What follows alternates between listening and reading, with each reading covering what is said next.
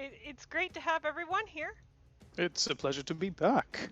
We should probably go over what happened last game in case we have anyone who's joining us fresh. The gist of it is that King Arthur's gone missing while on a hunting trip. His pet dog Cabal came back all alone, and we've taken Cabal out for walkies to try and track down Arthur. We being Sir Galahad, Sir Baldin, and Lady Gyneth. You have come to the Sorceress's Glade, and it is full of animals that are doing odd things. This wolf is moving towards Gyneth. The Sorceress is going to raise her hands. Women are immune to this. Yes!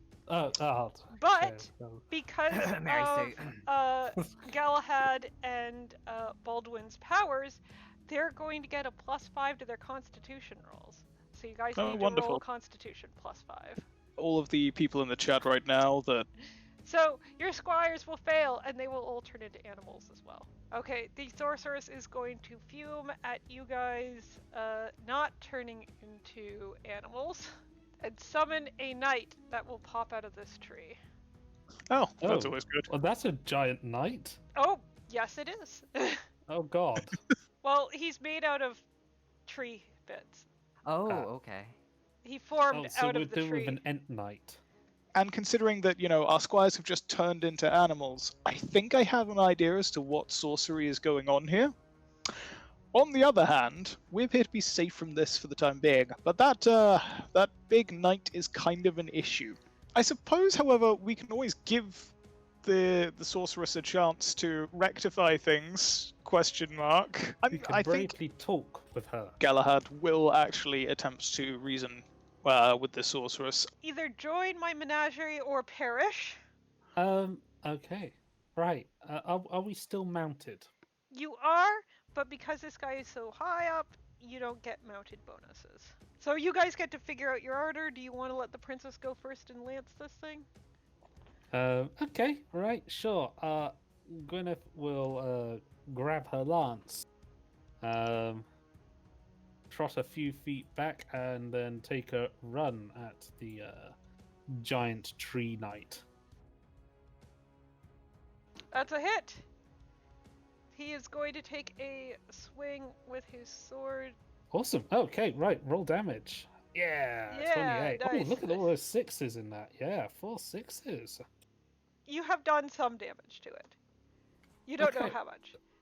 I'll go next. Do you see this wolf? The wolf doesn't seem to be acting hostile towards you. Okay, because I was gonna say I'm gonna dismount and I want to attack the tree knight. Okay. On the other side, but I don't want this wolf.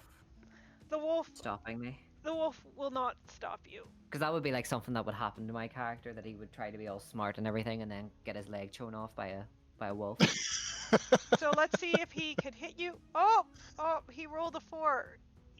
He can hit you if you don't roll higher than him. Ooh. I rolled a 2. Oh. He did actually beat you, though you succeeded. So I would beat me. So I would like to note that you do get to add in your shield, which is a +6 to absorbing your damage. So you're absorbing damage with a 16. So you have taken 0 damage because he rolled poorly. Okay, perfect. I'm going to, since I have a lance and I have my horsemanship, I am going to try and hit him with the lance first. Well, I do get a success. I would roll to see if he hits you instead, but you rolled higher than he could possibly roll on his dice. Oh, marvelous. Okay, 18 damage. Gyneth, it is your turn again. The sorceress is just kind of standing back going, mwahahaha. Mwahaha, okay.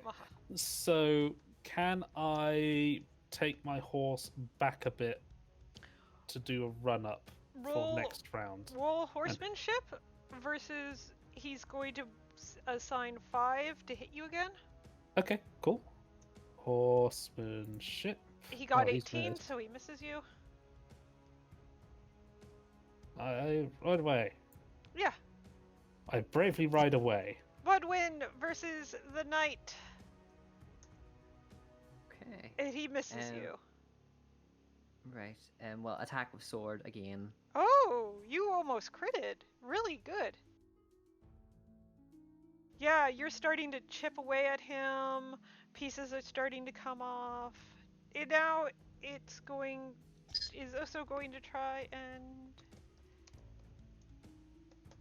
hit Galahad, and it misses. Okay, so sword. Oh, 16. That's not bad. Which brings us back up to the top of the round. Gyneth? Ha! Charge with the lance again. Miss. Your lance goes through, but because of the way that it has been formed with the different branches and everything, it slides right between all the twigs and wood and leaves and leaves it unscathed. Okay, sword attack again. It is going to try and get you. It's put 7 to you, 10 to Galahad. And it misses you. Oh, no, you failed. Okay, Galahad, it misses you. Ooh! You put your sword into the creature and you manage to pierce a group of leaves which were together and beating.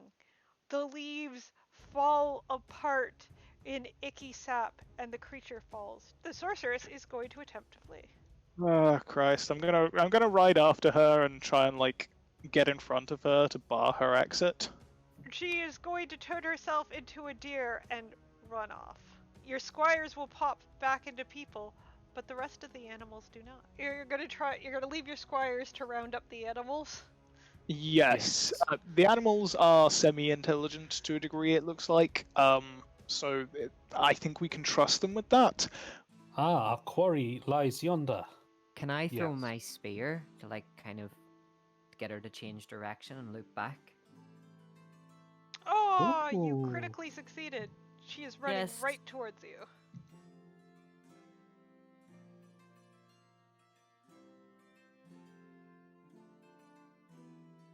Guinevere really wants to know what is going on and asks you all to explain yourselves. That red squirrel is probably, although we're not entirely certain, King Arthur. We have returned him to you. You're welcome. And there's been some foul sorcery. Vile sorcery has turned them into these animals. And the deer in the Excellent. dungeon is not tomorrow night's feast dinner. It is, in fact, the evil sorceress that perpetuated all of this. I think essential, Kay says, not to make any assumptions. I think at the moment I am still in charge. Kay is going to take a group of people to go discuss what they're gonna do.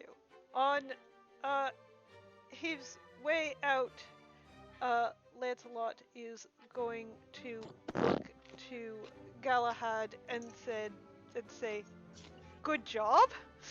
You know what? I'm actually going to go hang out rather than with the knights at the back. My squire got turned into an animal during all of this. I'm going to go hang out with him and make sure that he's okay. Well, it was interesting being an animal. I had all the kind of abilities of an animal, but like I still had all the thought of a man. A man is going to approach you. He has Wow. skin the color of smoky quartz, Mm. black hair, and very dark brown eyes. He will bow to you and introduce himself as Palamedes, a friend of your father's. Good sir, it is a deep pleasure to meet any friend of my father. He is going to say that you are welcome in court. If you need anything, he is at your disposal since you are a friend of his dear friend. I think Galahad will respond to this politely. Thank you. If you will excuse me, I think that my brother might be a heart, and I need to go deal with that. Not breaking protocol, am I? If I slide in here on the left-hand side. No, but you do have to sit next to Dagnet. Oh, okay. Nothing wrong with sitting next to the court jester, okay? This lady is going to come up to you. Is this the young lady with congenital dwarfism? Yes. She has kind of a light brown hair, almost blonde, but not exactly. Her eyes are a hazel, green, and brown. She is very impressed with you bringing back all the missing knights, even if they're still animals. Is it Nene? Because I keep thinking of Nene Lakes from Real Housewives. I think it's Nene. And she is going to say that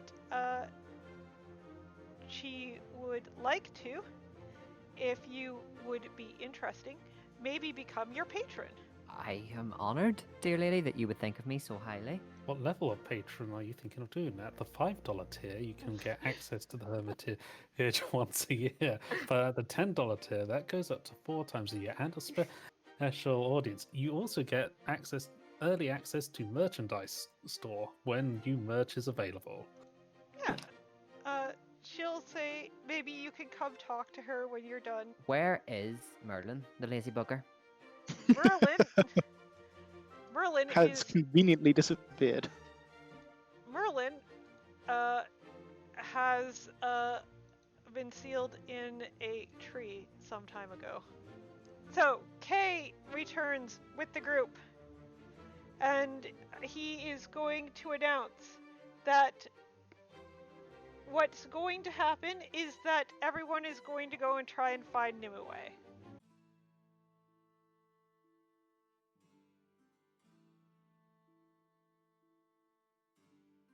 Okay, so where is Nimroway?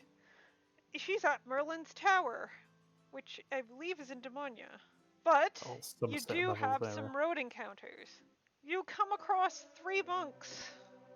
So the monks would like to know if you would like to eat some of the meager food they have and hear some scripture. Yes. Oh, Yes. sounds like a great time. That sounds terrible. You guys it's terrible. sit and you listen and you eat, and everyone roll a d20. Write those down. You guys have been blessed. After rolling a dice, you can choose to put this number in instead. So you guys are heading through this town and this village, and you will see that there is a man coiling some mighty fine rope. He seems to be a rope maker. I think we should buy some rope because it would have come in handy on our last quest if we'd had some. He is more than thrilled to sell rope to knights, particularly one who has the Pendragon symbol on their shield. Get in there, Gyneth. Negotiate a discount. The individual who's selling the rope is making very nice rope, but he's not selling it for like exorbitant prices. If one of you would like to make an orate roll, you can attempt to haggle him down. Oh, I'll go for that because I think Yeah, my that's orate probably will your have- thing. Or I could just say, give us a discount or I'll burn your village ground. Why are you so bloodthirsty all of a sudden? Well, that was a success, and Yeah. let's say that I didn't threat. He's more than happy to help you guys out. So, how much rope do we need? How much tying up are we planning to do in this next bit of the quest? How much rope do you guys want? He has a lot of rope. 3 nice, reasonable coils. Do you guys decide to spend the night or continue out on the road? Is this a trap? Will we get murdered and our rope stolen? We'll stay here, I think, for the night. You guys are going to be staying in a small inn. They do have enough rooms that the men can go in one room and the lady can go in another. Galahad, you will hear a kind of a call, kind of what sounds like a sorrowful wail from outside. It's a trap. Okay. Protect the rope. Galahad is going to rise and announce to Subordinate, I apologize, but it sounds to me that out there is someone wailing as though deeply sorrowed. I must go to find whatever is the cause of this grief. Well, because I'm so grumpy, I first of all tell you to get stuffed, and that they can wail on as much as they like. I've had a hard day. But then I kind of feel a little bit bad about you going out into the night on your own, so I agree to accompany you. Are you going to take any of the Yay. squires with you? Because you do have 3 squires with you right now, because you have Gyneth's squire as well. I'm going to bring my squire, yes. Okay. I am bringing my squire. Marek can join me. I'm not, because I have given Helles the very important job of looking after the rope, and also to keep an eye on things just in case anything might happen to Gyneth. Okay. But his priority is the rope. If he has to choose between the two of them, it's the rope. I don't know whether or not you're joking. You head downstairs to the back of the inn, and what you see is a spectral lady dressed in peasant clothes, wandering around near the edge of the woods.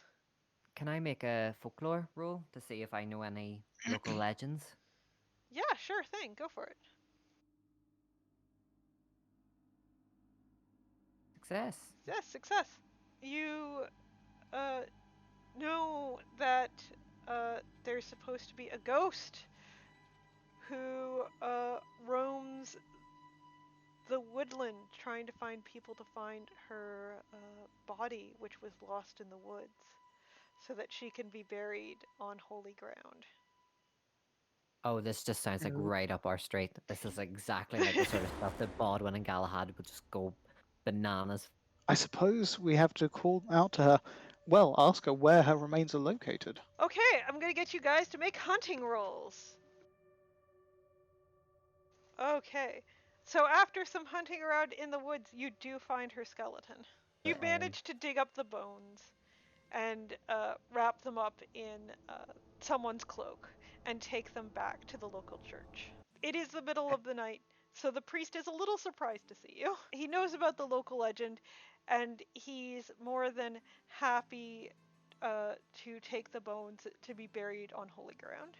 You do have to explain things to Gyneth in the morning. So good work, you two. You've solved the mystery. There's a lovely little funeral. People bring flowers. The village is happy to get this all wrapped up. They will thank you by giving you food rations for your journey, along with some bottles of ale and cider. You have arrived at Merlin's Tower. There is a knight waiting for you in full armor. My lady, I ask you to solve a riddle before I introduce you. The more you take, the more you leave behind. What am I? Time. Yeah, it does sound like it could be any other possibilities. Balvin, I know the answer, but I don't want to, unless like It's okay. If you know the answer, you can say it. footsteps. Ooh. Fennec is going to bow to you and allow you to enter. So it looks like the tower is really, really high. Like it looks taller on the inside than it did on the outside. Okay, so I'm assuming you guys are going to start up the stairs. I'm going to need constitution rolls. Man, going upstairs sure takes a lot of effort. No, I fail. Galahad, you'll just have to carry me. Okay, I succeeded. This is okay. After what feels like hours, Gyneth just has to sit down. Yeah, alright, okay, let's continue. It can't be too many more steps. Make another constitution roll, folks. Okay. Here we go. Do I have any penalty on my one since I failed the first time? Yeah, let's give you -3. Oh shoot. You fell down the stairs. You literally fumbled. So you guys end up sleeping on the stairwell. Or at least Galahad ends up sleeping on the stairwell.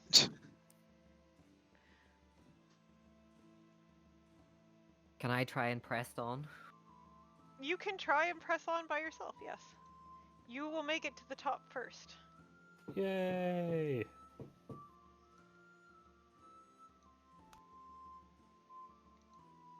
And what did I see at the top?